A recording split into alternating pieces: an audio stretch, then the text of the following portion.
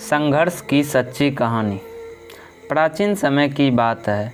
एक शहर में एक व्यक्ति रहता था जिसका नाम चंदन था। वह अपनी पत्नी और 2 लड़का और 2 लड़की के साथ रहता था और वह किसी छोटे मोटे प्लांट में काम किया करता था। चंदन और उसकी पत्नी खुशी खुशी अपना जीवन व्यतीत कर रहे थे।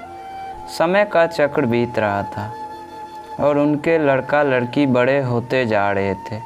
जब उनकी बड़ी बेटी कक्षा 5 में पढ़ रही थी, तभी एक दिन स्कूल की छुट्टी के समय जब वह लड़की सीढ़ियों से नीचे उतर रही थी, तभी पीछे से किसी लड़की से धक्के लगने पर वह सीढ़ी से नीचे गिर गई, जिसके कारण उसके पैर में चोट आ गई। जब लड़की घर पर लंगड़ती हुई आई तो उनके पिता ने पूछा, क्या हुआ? तभी लड़की ने उन्हें पूरी बात बताई। पिता ने सोचा छोटी मोटी चोट है और यह सोचकर उसने अपनी बेटी को कहा कि इसे गर्म पानी से सेक लो, ठीक हो जाएगा। कुछ दिन बीतने के बाद लड़की का पैर फूलने लगा और चलने में दिक्कत होने लगी। तभी उनके पिता ने कुछ लोगों की बातें सुनकर किसी एक ओझा को ले आए, जबकि उसे कुछ नहीं आता था और वह पैर ठीक नहीं कर पाया। कुछ समय बीतने के बाद जब लड़की की हालत और ज़्यादा खराब होती जा रही थी, एक दिन जब उसके पिता अकेले कहीं बैठे थे तो वह मन ही मन सोच रहे थे कि क्या करें। तभी सोचते सोचते उसके दिमाग में आया, क्यों ना डॉक्टर से दिखाया जाए। तभी दूसरे दिन वह अपनी लड़की को लेकर वहीं पास के अस्पताल में जाते हैं। डॉक्टर जब लड़की को देखता है तो लड़की के पिता से कहता है कि जल्द ही इसका ऑपरेशन करना होगा, क्योंकि लड़की के पैर में एक बहुत बड़ा घाव हो चुका है, जिसके कारण लड़की का पैर भी काटना पड़ सकता है। पिता डॉक्टर से पूछता है कि ऑपरेशन में कितने पैसे लगेंगे। तभी डॉक्टर कहता है 40,000 रुपये लगेंगे। पिता घबरा जाता है, लेकिन पैसों की तलाश में इधर से उधर जाने लगता है।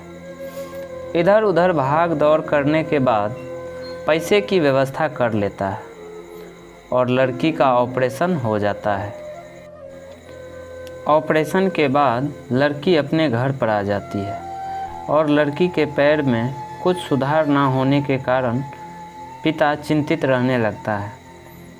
इसी तरह 4 साल बीत जाता है तथा पैर में लाख लाख रुपये लगाने के बाद भी लड़की का पैर ठीक नहीं होता है, जिस कारण से पूरा परिवार दुखी रहने लगता है।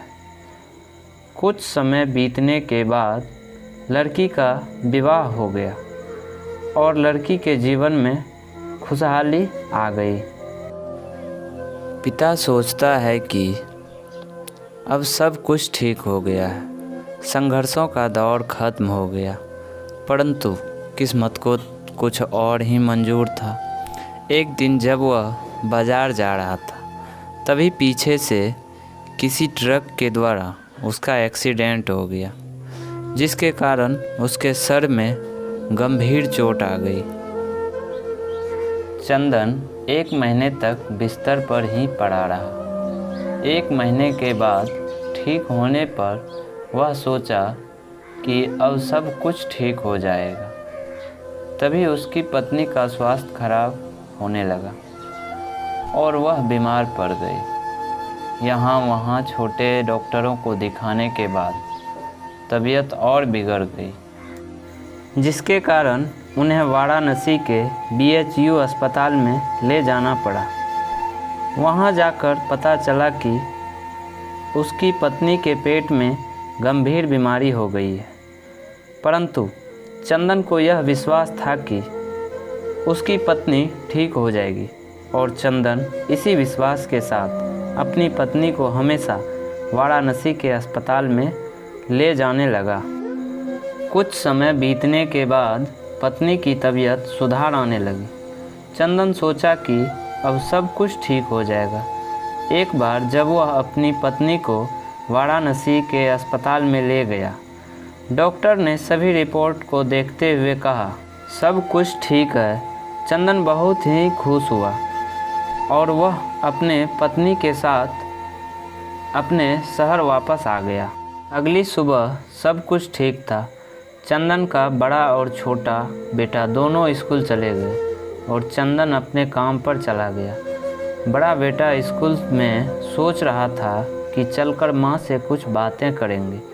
तभी 11 बजे उसका मित्र आता है और कहता है कि चलो तुम्हारी माँ की तबीयत खराब हो गई है। बड़ा बेटा दौड़ता हुआ अपने घर की तरफ आता है। तब तक बहुत देर हो गई होती है। उसकी माँ की मृत्यु हो चुकी होती है। बेटा माँ को देखते ही फूट फूट कर रोने लगता है और वह अपनी माँ का अंतिम संस्कार करता है। 1 साल तक पूरा परिवार दुखी ही रहता है। कुछ समय बीतने के बाद दुखों का बादल छट जाते हैं और चंदन अपने लड़का और लड़की के साथ सुखमय जीवन बिताने लगता है। आज उसका परिवार खुश खुशी जीवन जी रहा है।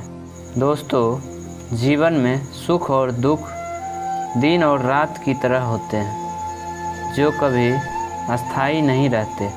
इसलिए दुख के समय कभी हिम्मत नहीं हारना चाहिए तथा सुख के समय कभी अहंकार नहीं करना चाहिए, इसलिए कहा गया है। तो दोस्तों, आपको कैसा लगा ये वीडियो? अगर वीडियो अच्छा लगा हो तो चैनल को सब्सक्राइब करें और लाइक करें और अपना राय कमेंट बॉक्स में ज़रूर दें।